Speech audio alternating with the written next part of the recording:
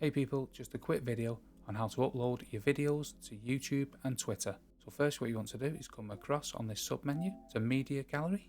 So as you can see here we have a video clip.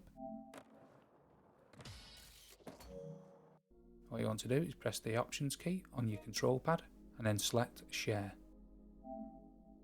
Now from here you can either select YouTube or Twitter. So as we currently don't have a YouTube linked up, we'll select Twitter.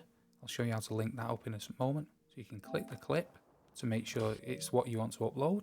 Then you can come down here and change the comment or add a comment, and then once you're happy you can simply click post and this will post the clip to Twitter. Now if you haven't linked up any accounts, what you want to do is come back to the main page here and come up to the main settings.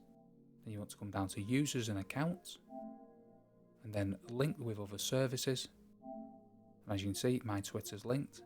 Then you want to come down to YouTube if you want to link that.